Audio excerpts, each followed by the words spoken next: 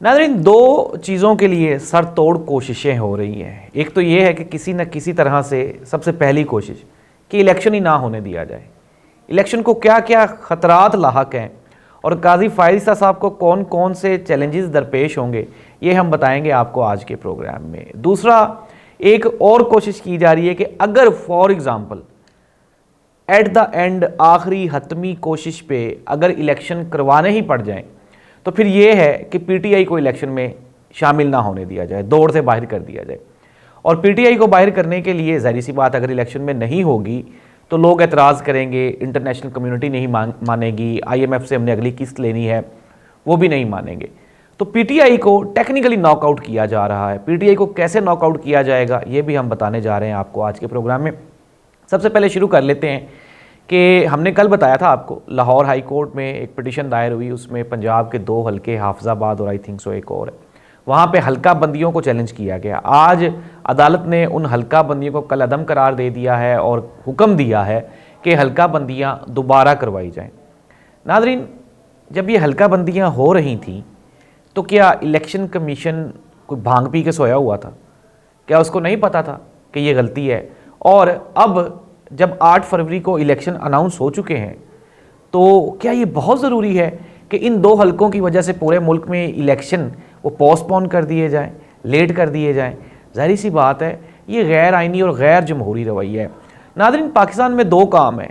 हम किसी से कोई भी राय लेते हैं तो सबसे पहले दो तरह की दो सवालात होते हैं, मुझसे भी कोई बंदा पूछता है। तो एक, होना क्या चाहिए जो कि आइन और कानून कहता है, और फिर दूसरा, होगा क्या, वो जो आइन और कानून के बिल्कुल इनहराफ पे होगा, उससे मुख्तलिफ होगा, उसके अपोजिट होगा। हमारे मुल्क में वो होना तो ये चाहिए था कि केपी और पंजाब असम्बली से तहलील हुई तो 90 रोज़ में इलेक्शन हो जाते। ये जो सियासी अदम इस्तेहकाम है, सियासी बहरान है, ये जन्म ही ना लेता। और इसकी तमाम तर जिम्मेदारी सिर्फ और सिर्फ पीडीएम गवर्नमेंट पे थी और नून लीग उसकी सबसे बड़ी स्टेक होल्डर थी, पाकिस्तान पीपल्स पार्टी दूसरे नंबर पे थी। इन दोनों जमातों ने केपी और पंजाब में इलेक्शन नहीं होने दिए सिर्फ अपने इक़्तिदार को 18 महीने का तूल देने के लिए। नुकसान किया पाकिस्तानी कौम का, ज़ाहिर सी बात है। फिर हमारी मईशत का बेड़ा भी गर्क हो गया, हमारा डॉलर भी कहीं से कहीं चला गया, हमारे मुल्क में जो इवन के ज़रई इजनास थी उनकी अदम दस्तयाबी का हमें सामना करना पड़ा, एक ज़रई मुल्क में रहते हुए भी। तो जितने भी मामलात ख़राब हुए वो इलेक्शन ना होने की वजह से बर्बादी हुई, ख़राबी हुई, जो हमारी मईशत का बेड़ा गर्क किया इन लोगों ने सब ने मिल के। अब नहीं हुए, चलें, कभी ना कभी तो हो जाने चाहिए थे ना। अब आप ये देख लें, 18 महीने पीछे वाले, और फिर अब दोबारा 8 फरवरी का अनाउंस किया गया। यार 8 फरवरी को भी कोई आइन और कानूनी तरीका नहीं है इलेक्शन अनाउंस करने का। अगर काजी फ़ायज़ साहब, हमारे इदारे, हमारा इलेक्शन कमीशन आइन और कानून की पासदारी करता तो 90 रोज़ में इलेक्शन होने चाहिए थे।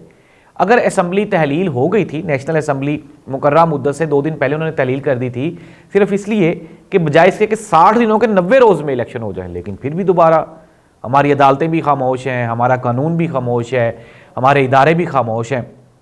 वजह क्या बताई जा रही है?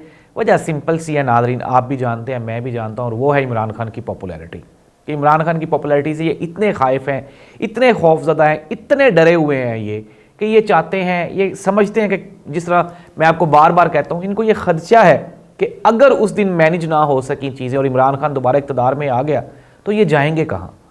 इन्होंने जो उसके साथ किया है, इन्होंने जो पाकिस्तान तरीके इंसाफ के साथ किया है, इन्होंने जो पाकिस्तानी कौम के साथ किया है, पाकिस्तानी कौम भी इनको नहीं छोड़ेगी, जाहिर सी बात है। और फिर उसके बाद इमरान खान भी नहीं छोड़ेगा।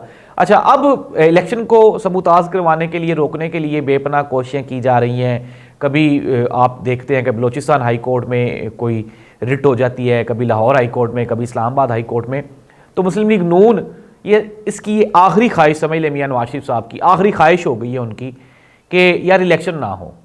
अगर आप इतने ही जमहूरियत पसंद हैं, अगर आपको इतना ही अपने किए हुए डिलीवरी पे आपको यकीन है कि जी मैंने बड़ा इस कौम को सर्व किया, तो आप जाएं इलेक्शन में और लड़ लें इलेक्शन। अगर ये कौम आपको दोबारा सेलेक्ट कर ले, जो कि नहीं करेगी, तो मुस्लिम लीग नून भाग रही है इलेक्शन से, ज़ाहिर सी बात है। बकाया तमाम जमातें तकरीबन इस चीज़ पे मुत्तफिक हो गई हैं कि मुल्क का सियासी इस्तेहकाम तभी बहाल हो सकता है अगर इलेक्शन हो जाएं, तो अदरवाइज़ नहीं हो सकता। खैर, अब ये तो बड़ा मुश्किल से लग रहा है।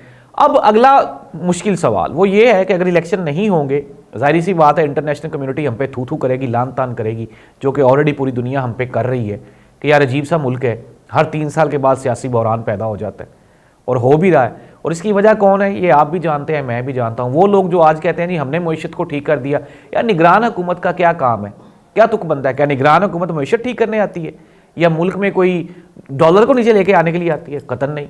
काम तो उनका इलेक्शन था और इलेक्शन वो करवा नहीं रहे। इट मीन्स दैट कि वो अपने SOPs पूरे नहीं कर पा रहे। अब PTI को रोकने की कोशिशें की जा रही हैं। इंट्रा पार्टी इलेक्शन का पहले डंडा दिया गया। आपको पता है पाकिस्तान में तमाम सियासी जमातों के इंट्रा पार्टी इलेक्शंस ऐसे ही होते हैं। मियाँ साहब ने लंदन में बैठ के करवा दिए थे, इमरान खान ने जेल में बैठ के करवा दिए, इंट्रा पार्टी इलेक्शंस हो गए। अब वही दोबारा फिर वही वाला सीन है। अब चंद लोगों को इकट्ठा करके इलेक्शन कमीशन ऑफ पाकिस्तान के बाहर बिठा दिया है और कह रहे हैं जी कि हमें इंट्रा पार्टी इलेक्शन नहीं मंजूर। आप सीधी तरह कहें यार कि आपको इमरान खान नहीं मंजूर, आपको बल्ले का निशान नहीं मंजूर क्या, बल्कि आपको एक्सेप्टेबल नहीं है, आपके लिए उसको कबूल करना, हजम करना नामुमकिन है, क्योंकि आप इमरान खान का ग्राउंड पे मुकाबला नहीं कर पा रहे। आप हार मान लें, माफ़ी मांग लें इमरान खान से, उसके पाँव पड़ जाएं और कहें कि यार हमसे गलती होगी, हमें माफ़ कर दो और ये मुल्क छोड़ के चले जाओ। शायद हो सकता है इस तरह से वो आपकी जान छोड़ दे, क्योंकि ऐसे लड़के तो वो जाने वाला नहीं है। इमरान खान का ट्रैक रिकॉर्ड है कि इमरान खान को आप उसकी क्रिकेट की हिस्ट्री देखें, उसमें भी उसने कभी किसी की बात नहीं मानी। अगर उसका पॉलिटिकल कैरियर देखें, उसको लोग कहते हैं यार ये तो किसी की बात नहीं मानता, गुस्से से तो वो बिल्कुल नहीं मानता। और अगर आप इस तरह से मुल्क का पूरा हमारी मुईशत, हमारा इंटरनल और फॉरेन अफेयर्स को दाव पे लगा के अगर आप इमरान खान को फिक्स करना चाह रहे हैं, तो आप मुल्क के साथ गद्दारी कर रहे हैं और आप पाकिस्तानी कौम के साथ ज्यादती कर रहे हैं। मैं फिर दोबारा कह रहा हूँ कि इमरान खान ने ऐसे कंट्रोल नहीं होना। वो कहता है कि अगर बल्ले का निशान नहीं भी देंगे मैं फिर भी इलेक्शन लड़ूंगा। उसके इलेक्टेबल्स भी तुले हुए हैं। वो कहते हैं हमें जान से मार दो, हम इलेक्शन लड़ेंगे, इमरान खान को नहीं छोड़ेंगे। और आपने जान से मार के भी देख लिया लोगों को, लोग तो इमरान खान को नहीं छोड़ रहे। तो ऐसी सूरत हाल में एक ही हरबा है, एक ही तरीका है, और वो है इमरान खान से माफ़ी मांगना। और मैं बिल्कुल आपको ये बाहमी होशो हवास में कह रहा हूँ, और आप भी अपने होशो हवास में वापस आ जाएं। अगर आपको पाकिस्तान का अमन और पाकिस्तान की खुशहाली अजीज़ है, तो आप इमरान खान से माफ़ी मांगें, और माफ़ी मांग के और आप अब दो ही चीज़ें हैं ना, या तो आप मुल्क इमरान खान को दे दें क्योंकि अवाम इमरान खान के साथ है, और अगर आप अवामी राय के ऑपोजिट जाना चाह रहे हैं और एक मरतबा दोबारा फिर 2018 में मियाँ नवाज शरीफ साहब को अगर दे देते, अगर वो इलेक्शन जीते थे तो इमरान खान को ले आए। अब दोबारा फिर पॉपुलैरिटी इमरान खान की है और लाना आप नवाज शरीफ साहब को चाह रहे हैं, जो कि पाकिस्तान के लिए इंतहाई ख़तरनाक होगा। ये 3-3 साल की वजारत उज़्मा, ये 6-6 महीने का इक़्तिदार और फिर वज़ीर आज़म को जकड़े रखना, ये काहे की मुल्क दोस्ती है। अल्लाह ताला, पता नहीं अब ये मामला कहाँ पे जाएंगे। सहाफ़ियों की आवाज़ें बंद कर दी हुई हैं, मुल्क में घुटन सा इन्वायरमेंट है, किसी को बोलने की इजाज़त नहीं है। तो ये किस तरह का पाकिस्तान है? इस तरह का पाकिस्तान तो कभी भी नहीं देखा गया। इवन के सवियर मार्शल आर्ट्स में भी इस तरह की पोजीशन नहीं होती। तो ज़ाहिर सी बात है, जब आपने 10 साल तक, बल्कि 10 क्या, गुज़श्ता 20 साल से हमारा मीडिया, हमारी एजेंसीज़, हमारे कानून नाफिज करने वाले इदारे हमें बताते रहे हैं कि नवाज शरीफ चोर है, हमें बताते रहे हैं कि आसिफ अली जरदारी मिस्टर 10% है। क्या वो सारे गलत थे, या फिर अब जो हो रहा है वो गलत है? अगर फॉर एग्ज़ाम्पल मान लें जी अदालतें गलत थीं, तब गलत थी या अब गलत है? जिसने सजाएं दी थी मियाँ नवाज शरीफ साहब को वो गलत थे, या फिर जो आज बरी कर रहे हैं वो गलत है? मान लिया जी आज की अदालतें गलत हैं, तो क्या उस वक्त का मीडिया भी गलत था? क्या उस वक्त के जो आम पब्लिक थी वो भी गलत थी? यार अब यूथ नहीं मानती इस बात को। जो 35 से 50 वाले हैं वो तो सवियर कटर किस्म के वो PTI के हो गए, जिनको आप यूथियाज बोलते हैं, तो वो तो नहीं किसी भी सूरत में आप इमरान खान को छोड़ने वाले। तो ये मैं तो बार बार रिक्वेस्ट कर रहा हूँ कि खुदारा इस मुल्क और कौम पे रहम करें और इलेक्शंस होने दें। किसी ने बड़ा खूबसूरत कहा था, इमरान खान को रोकने का सबसे खूबसूरत तरीका है वो सियासी रास्ता है। सियासत करें इमरान खान के साथ, उसको सियासी महाज पे हराएं।